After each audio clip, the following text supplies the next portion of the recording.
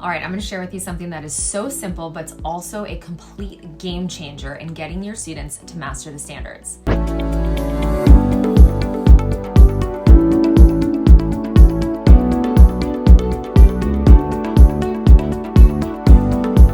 So after you hook your students with an engaging into lesson at the start of a unit, you need to strategically plan standards-aligned lessons for the rest of your unit, which of course is very obvious.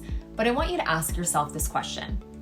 Are you rinsing and repeating the standards in multiple activities throughout the course of your unit?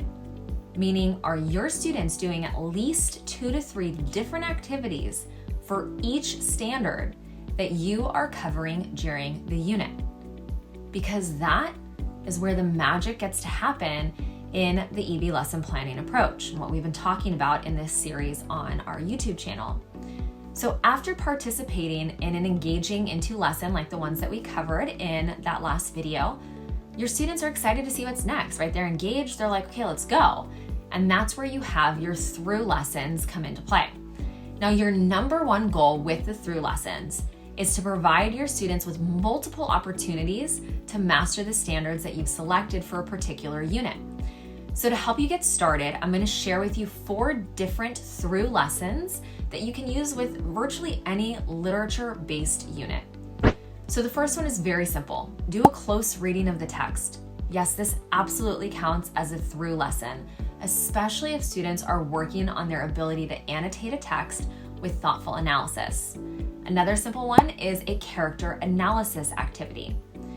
You can also have students participate in a Socratic seminar, and we actually suggest that you repeat Socratic seminars every few chapters with new questions, or use various informational text articles to support your literature text so that students are consistently practicing those speaking and listening standards, but in a highly academic way.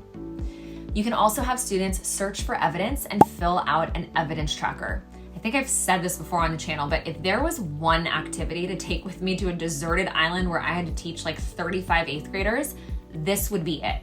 An evidence tracker has students write their essential question at the top of their paper and formulate opinions and collect and synthesize evidence as they read the text. So they'd be doing this continuously.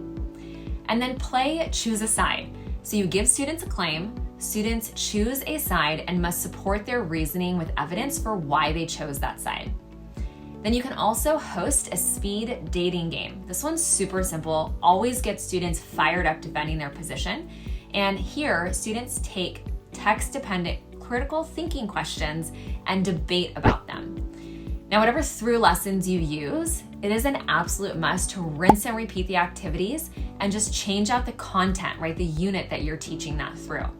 So not only does this save you time and ensure you don't have to reinvent the wheel for each lesson, but your students will become more and more proficient as they experience similar lessons with just different content.